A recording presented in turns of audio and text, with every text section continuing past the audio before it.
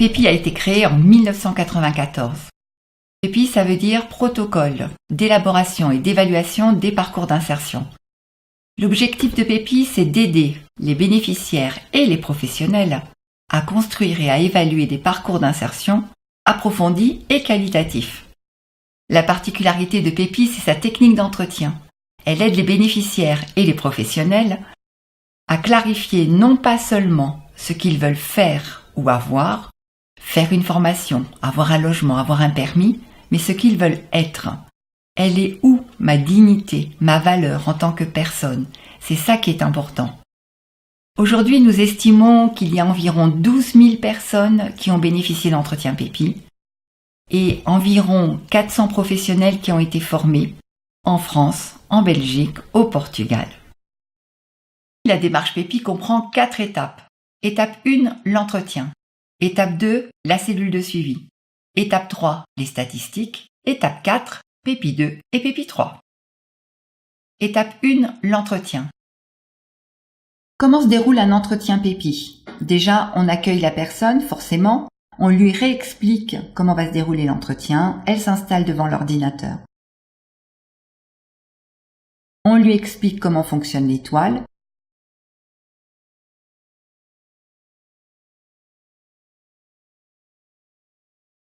On lui propose de choisir une branche.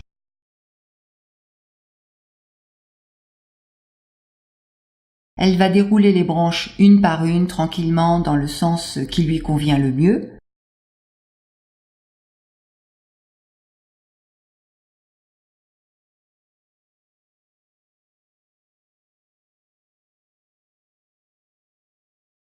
Puis, elle aura réalisé son étoile en entier. On fait un commentaire positif. C'est vraiment important parce qu'elle en a besoin. À ce moment-là, on va pouvoir passer à la deuxième partie. La deuxième partie, c'est la grille de parcours. Demande, besoin, frein.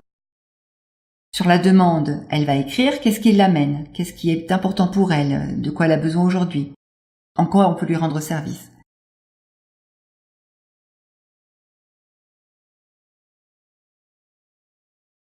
Puis le besoin, on va travailler avec elle sur mais qu'est-ce qui est le plus important pour elle, au-delà du faire ou du avoir, ce qu'on appelle le être.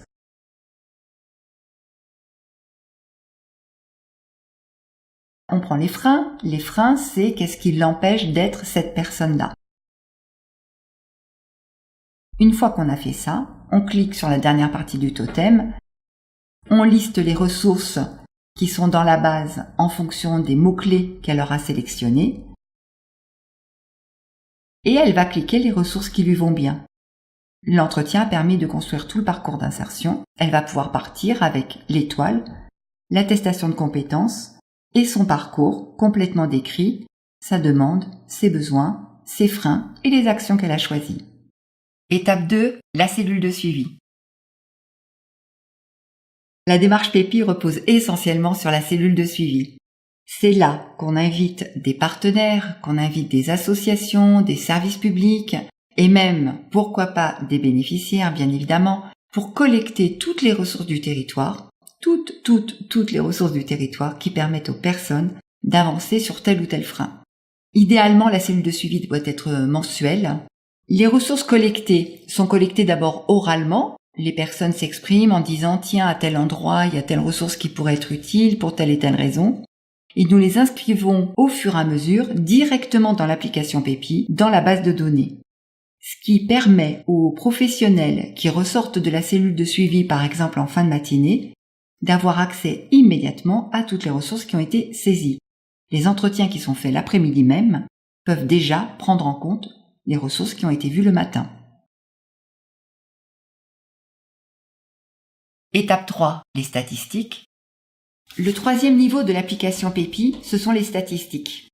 Les statistiques permettent aux professionnels d'identifier ce qui fonctionne et ce qui ne fonctionne pas comme ressources sur un territoire donné. On prend un exemple. On a besoin de ressources pour aider les gens à avoir une meilleure estime de soi. Vous avez 50 personnes qui ont rencontré ce frein, 50 personnes qui ont suivi des actions, et au deuxième entretien PEPI, qu'on appelle donc le PEPI 2, on se rend compte que pour ces personnes-là, cette branche communication n'a pas évolué. À ce moment-là, on peut se dire qu'on a besoin de nouvelles actions, de nouvelles ressources, de nouvelles manières peut-être de prendre en compte ce problème de l'estime de soi. Ce niveau statistique est en effet très important. Pourquoi ? Parce que c'est un enjeu politique. C'est ce qui permet d'alimenter un plan d'action sociale, un plan d'action d'insertion, en disant les ressources qui fonctionnent, qu'il faut protéger, les ressources qui ne fonctionnent pas, qu'il faut modifier ou même supprimer, et les ressources qu'il faut créer. Étape 4, PEPI 2 et PEPI 3. La démarche PEPI ne s'arrête pas là. Les bénéficiaires sont suivis sur le long terme grâce à l'entretien PEPI 2, l'entretien PEPI 3. Ce sont ces entretiens qui permettent notamment de vérifier si les actions suivies ont permis de lever les freins et d'atteindre l'objectif de la personne, son être. PEPI vous intéresse, vous souhaitez vous former vos équipes. Le cabinet Sumac forme les professionnels en plusieurs temps. Le premier temps, c'est un temps de présentation et de rencontre avec les managers pour qu'ils puissent soutenir leurs équipes, utiliser les stats et en dégager des axes stratégiques. Le deuxième temps, c'est la formation théorique sur 3 jours pour un groupe de 12, souvent sur site. Le troisième temps, c'est une demi-journée de formation pratique par équipe de 2, puis le quatrième temps, c'est un suivi via notre support, via mail et via le téléphone. Le coût de la formation PEPI. Pour 12 professionnels, cela représente la première année 3 jours de formation théorique, 3 jours de formation pratique puisque c'est par groupe de 2 sur une demi-journée et l'abonnement annuel à l'application. En dehors des temps de formation, c'est juste l'abonnement annuel qui reste à régler. Pour nous contacter, rien de plus facile. Vous pouvez aller sur le site du cabinet Sumac, www.cabinetsumactoutattaché.org. Vous pouvez nous téléphoner au 09 53 37 00 31. Vous pouvez également envoyer un email à secrétariat sans accent @cabinetsumac.org.